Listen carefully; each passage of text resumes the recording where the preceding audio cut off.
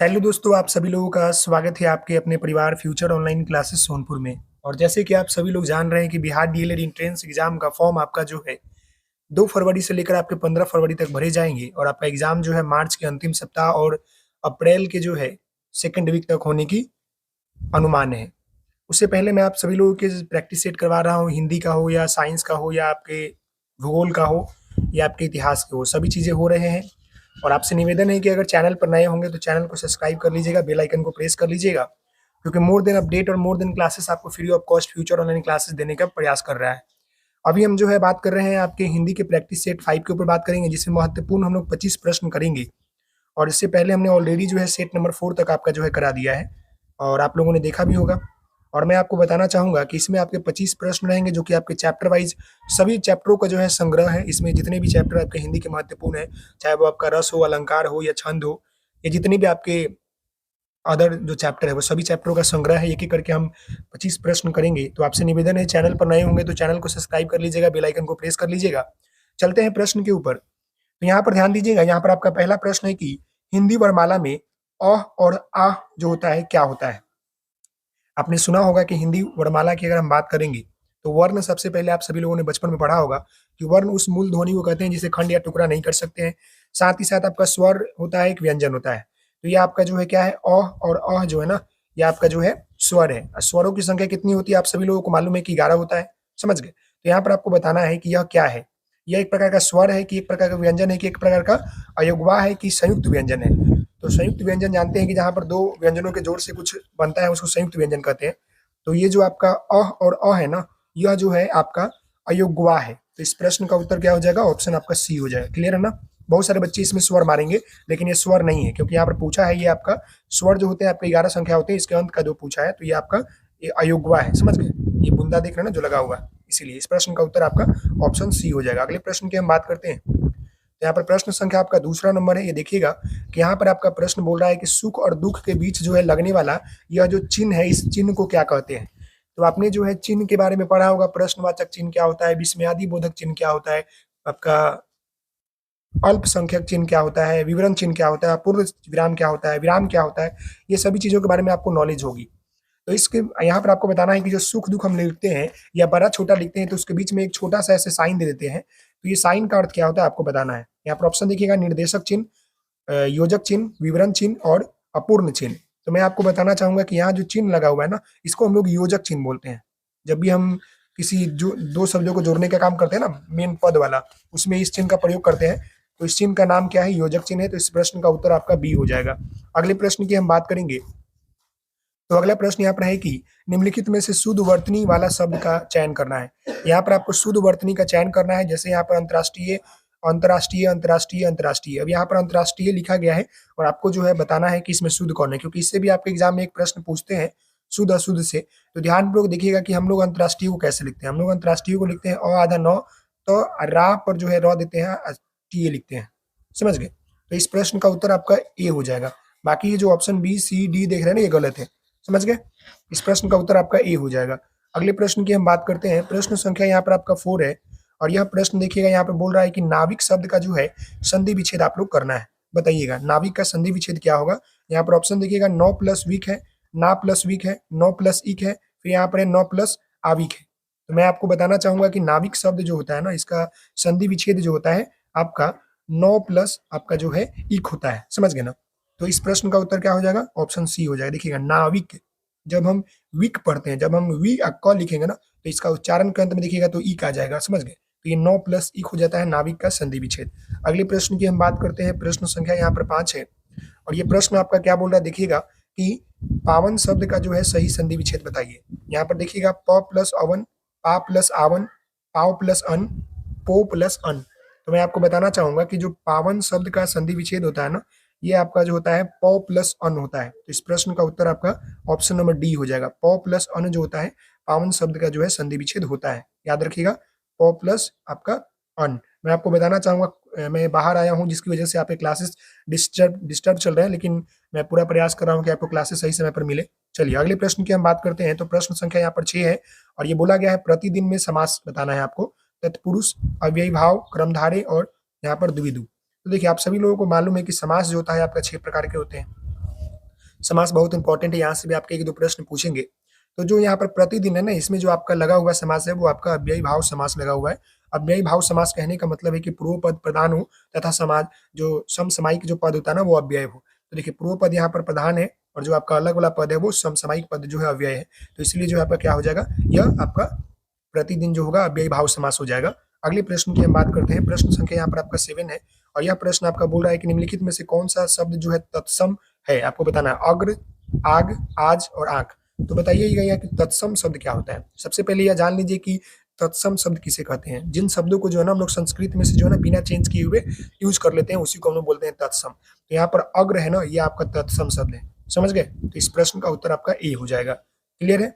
अगले प्रश्न की हम बात करते हैं। तो यहाँ पर अगला प्रश्न यहाँ है कि अनिवार्य का विपरीतार्थक शब्द आपको बताना है। यहाँ पर ऑप्शन देखिएगा, निवारणीय, वैकल्पिक, अनावश्यक और यहाँ पर है आवश्यक। तो मैं आपको बताना चाहूंगा कि जो आपका अनिवार्य शब्द है ना, इसका जो आपका विपरीतार्थक शब्द होता है ना, ये आपका वैकल्पिक होता है। तो इस प्रश्न का उत्तर आपका हो जाएगा ऑप्शन नंबर आपका बी हो जाएगा। और आपके विलोम शब्द से भी जो है 1 या 2 प्रश्न आपके एग्जाम में देखने को मिलते हैं। तो इसको भी स्टडी कर लीजिएगा बेहतर तरीके से, क्योंकि ये आपको रटना पड़ेगा। इसका आपको बनाने का तरीका होना चाहिए, थोड़ा सा आपको व्याकरण का नॉलेज होगा, आप इसको बना लीजिएगा। समझ गए? अगले प्रश्न की हम बात करते हैं। प्रश्न संख्या 9 है और ये आपका जो है यहाँ पर बोल रहा है कि गणतंत्र का जो है विलोम आपको बताना है। ऑप्शन देखिएगा तो यहाँ पर है प्रतंत्र, स्वतंत्र, जनतंत्र और राजतंत्र। तो देखिए इसमें बहुत सारे बच्चे जो है फंस जाएंगे कि गणतंत्र में क्या करेंगे, बहुत सारे बच्चे स्वतंत्र लगा देंगे, लेकिन स्वतंत्र जो है इसका आंसर नहीं होगा, क्योंकि जो आपका गणतंत्र का विलोम होता है ना, ये आपका राजतंत्र होता है। समझ गए? तो इस प्रश्न का उत्तर हो जाएगा ऑप्शन आपका डी। राजतंत्र कहने का मतलब है कि राजा का शासन व्यवस्था। समझ गए? गण मतलब क्या होता है, लोगों का। क्लियर है ना? इस प्रश्न का उत्तर ऑप्शन डी हो जाएगा। अगले प्रश्न की हम बात करते हैं। प्रश्न संख्या 10 है और यहाँ पर आपको सापेक्ष का जो है विलोम शब्द आपको बताना है। यहाँ पर ऑप्शन देखिएगा, असापेक्ष, निष्पक्ष, निरपेक्ष और आपेक्ष। तो ये तो इजी है। सापेक्ष का जो आपका विलोम शब्द हो जाएगा ना, निरपेक्ष हो जाएगा। समझ गए? इस प्रश्न का उत्तर आपका ऑप्शन सी हो जाएगा। अगले प्रश्न की हम बात करते हैं। प्रश्न संख्या 11 है और ये बोल रहा है कि राजा का पर्यायवाची शब्द आपको बताना। राजा का पर्यायवाची शब्द नहीं है। पर्यायवाची शब्द से भी 1-2 प्रश्न आपको एग्जाम में देखने को मिलता है। जैसे कि अगर रात्रि का बोल दे तो नेत्र, नयन, लोचन, चक्षु, ये सब होता है ना। इसी प्रकार आपको यहाँ पर राजा का पूछा है कि नहीं है। तो भूपाल देखिएगा, धरंधीर, धरंधर, धरंधीर देखिएगा, भूपति देखिएगा, भूस्वामी देखिएगा। तो देखिए भूपाल होता है, भूपति होता है और आपका भूस्वामी होता है, लेकिन धरंधीर जो होता है ना नहीं होता है। ये होता है धर्म को मानने वाला अप्रोक्स। तो इसका आंसर आपका ऑप्शन बी हो जाएगा। यानी कि जो यहाँ पर पूछा था नॉट पूछा था, याद रखिएगा प्रश्न में आपसे अगर नॉट पूछेगा तो यस मत लगा दीजिएगा, क्योंकि बहुत सारे बच्चे भोपाल देखते हैं और टिक कर देते हैं कि यार ये राजा बोला है तो ये हो जाएगा, लेकिन नहीं, क्योंकि आपको यहाँ पर क्वेश्चन को सटीक देखना है क्या पूछ रहा है, उसके बाद ही ऑप्शन लगाना है। समझ गए? तो इस प्रश्न का ऑप्शन आपका बी हो जाएगा। अगले प्रश्न की बात करते हैं। प्रश्न संख्या यहाँ पर 12 नंबर है और ये बोल रहा है कि नगर में रहने वाला को कहा जाता है। यहाँ पर है शहरी, नागर, नगर वधु और नौकर। तो नौकर आपको पता ही क्या होता है, जो घर में काम करता है। शहरी कहने का मतलब है शहर में रहने वाला होता है। तो 2 क्वेश्चन का ऑप्शन तो एलिमिनेट कर दिए, बचा आपका नागर और नगर वधु। नगर वधु यानी कि नगर में रहने वाला वैसा वर वधु, मतलब जो महिला पुरुष होते हैं वो, तो ये तो होगा नहीं, यहाँ पर नागर हो जाएगा। नगर में रहने वाले के लिए हम लोग नागर का प्रयोग करते हैं, एक शब्दों के लिए अनेक शब्द होता है ना, वही बात है।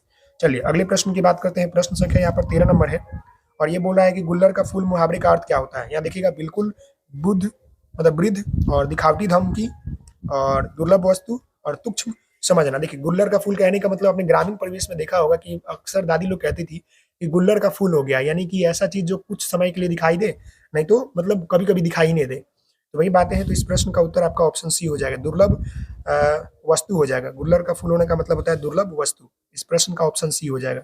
अगले प्रश्न को देखिए, यहाँ पर 14 नंबर है और ये बोल रहा है कि हाथ ना आना इस मुहावरे का निकटतम अर्थ क्या होता है। पकड़ में ना आना, बहुत बड़ा होना, हाथों का व्यायाम करना, हाथ फैलाना। तो हाथ ना आना मुहावरे का अर्थ जो होता है पकड़ में ना आना, पकड़ में ना आना। तो इस प्रश्न का उत्तर हो जाएगा ऑप्शन आपका ए हो जाएगा। क्लियर है? अगले प्रश्न की हम बात करते हैं। प्रश्न संख्या यहाँ पर आपका 15 है और ये बोल रहा है कि हरियाली है, बताइएगा जातिवाचक संज्ञा, समूहवाचक संज्ञा, भाववाचक संज्ञा, विशेषण। तो हम सभी लोग जाने हैं कि जातिवाचक संज्ञा जहाँ पर जाति का बोध हो, समूहवाचक जहाँ पर समूह का बोध हो, भाव यानी कि दशा गुण की बात हो, विशेषण यानी कि विशेषता की बात हो। तो विशेषण यहाँ पर है नहीं, जाति यहाँ पर है नहीं, समूह है नहीं, यहाँ पर आपका भाव है। नहीं बोलते कि यह पौधा कितना हरियाली है या यह जो है बगीचा कितना हरियाली से भरा हुआ है, यानी कि उस वहां पर भाव व्यक्त किया जा रहा है। तो इस प्रश्न का उत्तर आपका ऑप्शन सी हो जाएगा। क्लियर है ना? चलिए अगले प्रश्न की हम बात करते हैं। तो यहाँ पर प्रश्न संख्या आपका 16 है और ये बोल रहा है कि भवानी शब्द का पुल्लिंग क्या होगा। यहाँ देखिएगा, भवानी, भगवान, भगवती और भव। यहाँ पर आपका भवानी जो है एक प्रकार का स्त्रीलिंग है, समझ गए। और इसका पूछा क्या है, पुल्लिंग पूछा है। तो यहाँ पर आपका भव हो जाएगा। भवानी शब्द का जो आपका यहाँ पर जो पुल्लिंग होगा ना, ये क्या हो जाएगा, भव हो जाएगा। तो इस प्रश्न का उत्तर आपका ऑप्शन डी हो जाएगा, समझ गए। अगले प्रश्न की हम बात करते हैं। तो प्रश्न संख्या यहाँ पर आपका 17 है। अलग होने के बोध का कारण क्या होता है। कारक यहाँ पर पूछा है। कारक के भेद आपको मालूम है कि 8 होते हैं। जैसे कि याद किया होगा, कर्ता ने कर्म को करण से संप्रदान के लिए, अपदान से संबंध, काके की अधिकरण में, पर, शंभु, ये सब आपका जो है कारक के 8 प्रकार होते हैं। आपने शायद याद किया होगा, याद कर लीजिएगा। यहाँ से आपको 1 या 2 प्रश्न आपको देखने को मिलेगा। तो देखिए यहाँ पर बोला है कि अलग होने की बात कर रहा है। तो जहां भी अलग होने की बात होगा ना, वहां पर आपका अपदान हो जाएगा। अपदान से, जैसे कि पर्वत से नदी अलग हो रही है, तो वहां पर क्या हो रहा है, वो बातें यहाँ पर अलग होने की बात हो रही है। तो इसका आंसर हो जाएगा ऑप्शन आपका बी हो जाएगा, समझ गए। ऑप्शन नंबर आपका बी हो जाएगा। अगले प्रश्न की हम बात करेंगे। अगला प्रश्न यहाँ पर है कि उल्लंघन में कौन सा उपसर्ग है। उपसर्ग के बारे में जान लीजिए कि उपसर्ग जो होता है आपके शब्द के पहले लगता है। अब प्रत्यय क्या होता है, शब्द के बाद लगकर अर्थ को बदल देता है। तो उपसर्ग यहाँ पर शब्द के पहले लगकर अर्थ को बदल रहा है। तो यहाँ पर उल्लंघन मतलब क्या होता है, किसी नियम कानून को तोड़ना। तो उल्लंघन का यहाँ पर आपको बताना है कि उपसर्ग क्या लगेगा, यानी शब्द के पहले क्या लगा होगा। देखिएगा, उन, उ, उत और न। इस प्रश्न का उत्तर हो जाएगा ऑप्शन आपका सी। उल्लंघन में उत लगा हुआ है, समझ गए। अगर इसका संधि विच्छेद कीजिएगा तो आपका उत प्लस लंघन हो जाएगा। क्या हो जाएगा, उत प्लस लंघन। इस प्रश्न का उत्तर ऑप्शन नंबर सी हो जाएगा। अगले प्रश्न की हम बात करते हैं। तो अगला प्रश्न यहाँ पर 19 नंबर है। और ये आपका प्रश्न बोल रहा है कि सुमित्रा में प्रत्यय होगा, बताइएगा। सुमित्रा कहने का मतलब होता है, मतलब सुमित्रा एक शब्द है, इसका अर्थ कुछ होता होगा बट अभी याद नहीं है, देख लीजिएगा। देखिए यहाँ पर कि सुमित्रा जो है ना, यहाँ पर आपका पूछ रहा है प्रत्यय। प्रत्यय क्या लगता है, शब्द के बाद में लगता है। ये तो आप सभी लोगों को जानकारी होगा, इस शब्द के बाद में लगता है। यहाँ पर आप प्रत्यय देखिएगा, और लगा हुआ है, इतरा लगा हुआ है, त्रा लगा हुआ है। देखिए जब भी आप सुमित्रा का उच्चारण कीजिएगा तो सुमित्रा, जैसे आप त्रा बोलिएगा ना, तो ता ता त्रा बोलिएगा तो अंत में देखिए कि आ का उच्चारण होना है, समझ गए। यानी कि यह व्यंजन में आपका स्वर्ण का उच्चारण हो रहा है। तो यहाँ पर आपका आ हो जाएगा। आ जो है ना, सुमित्रा में आ जो है प्रत्यय लगा हुआ है, समझ गए। ऑप्शन नंबर ई। अगले प्रश्न की बात करते हैं जो कि आपका रस से आ गया। तो यह बहुत ही इंपॉर्टेंट प्रश्न है। देखिए यहाँ पर 20 नंबर प्रश्न आपका क्या बोल रहा है कि सबसे पहले जान लीजिए कि रस जो होते हैं कितने होते हैं। तो रस का आपका 11 प्रकार होते हैं, समझ गए, याद रखिएगा। और यहाँ पर देखिएगा रस जो बोला गया है कि यहाँ पर आपको एक दोहा दे दिया गया है। इससे पूछा गया है कि इसमें कौन सा रस जो है निहित है। यहाँ पर देखिएगा, पानी ही तय हीम भया, हीम है गया बिलाई, जो कुछ था सोई भला, अब कुछ कहा न जाई। कहने का मतलब है कि यहाँ पर जो बोला जा रहा है कि पानी ही तय हिम भया, यानी कि पानी से ही जो है हिम बनता है। हिम कहने का मतलब है कि बर्फ बनता है।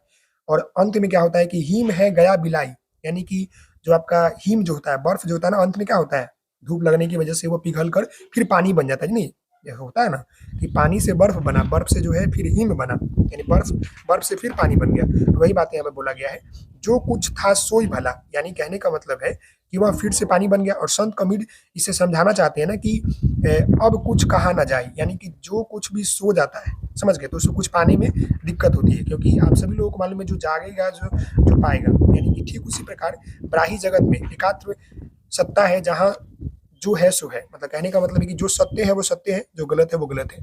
यानी कि आप सोइएगा तो कुछ पाइएगा नहीं, अगर आप जो है जगे रहिएगा तो बहुत कुछ पाइएगा। वही बात यहाँ पर बोला गया है कि पानी ही तय हिम भया, हिम है गया बिलाई, जो कुछ था सोई भया, अब कुछ कहा ना जाए। यानी कि जो कुछ है सो वही रहेगा। मान लेंगे हमारा जो सूरज है वो पूरब से उगेगा, तो पूरब से ही उगेगा, पश्चिम से तो नहीं उगेगा। जो हमारे प्रकृति ने दे दिया वो फिर दोबारा देगा नहीं। जो हमें मिल चुका है उसी का नहीं यूटिलाइज करना है। वही बातें बोला गया है कि आपका पानी से हिम बन गया, हिम से जो है आपका फिर पानी बन गया। उसी प्रकार जो है जो कुछ था सोई भया, मतलब जो पहले से हमारे पास है, अब वो कुछ कहा ना जाए, यानी जो है सो है। नहीं, हम लोग बोलते हैं कि जो मेरे पास है उतना में हम खुश है, जो हमारे पास है उसी में हम चलेंगे।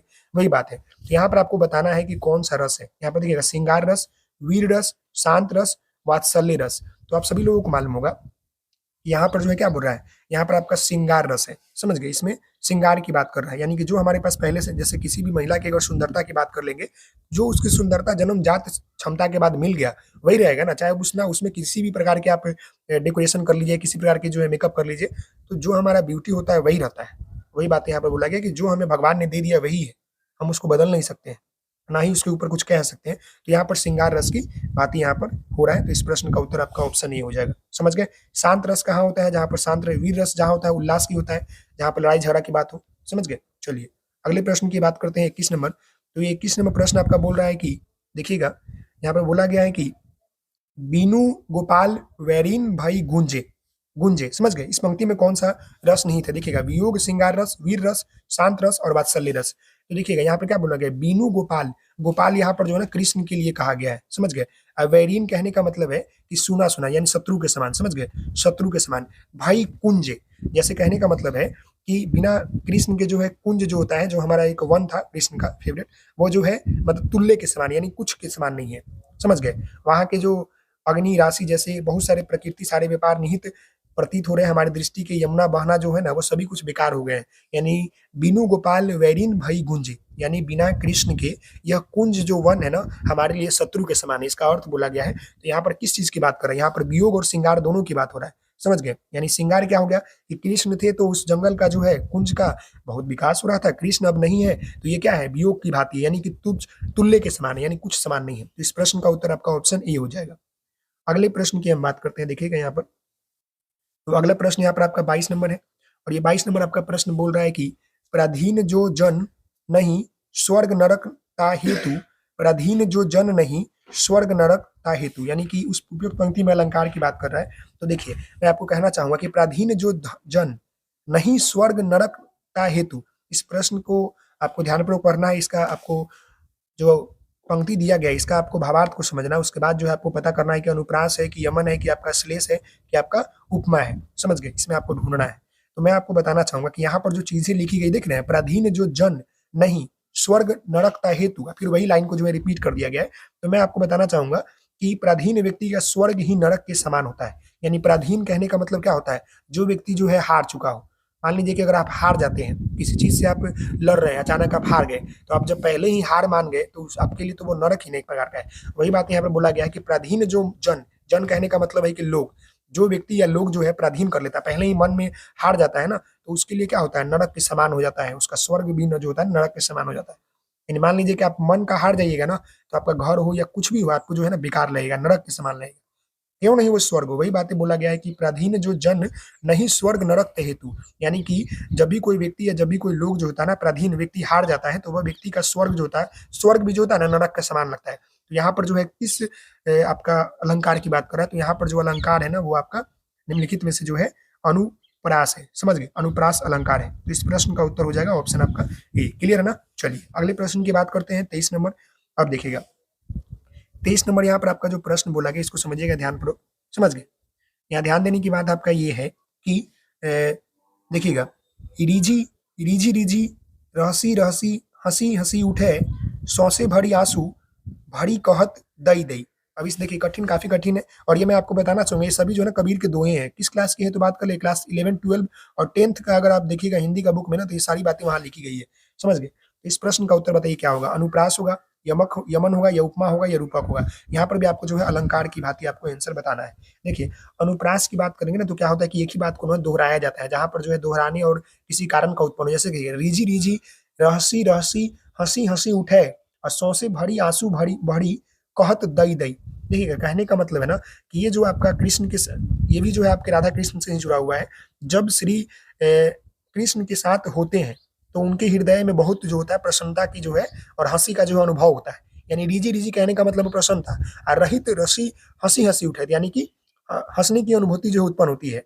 आंसू बहाते हैं, इसका मतलब सौसे भरी आंसू भरी कहत दई दई, यानी कहने का मतलब है कि वे आंसू बहाते हैं और यहाँ तक जो है दया की याचना करते हैं।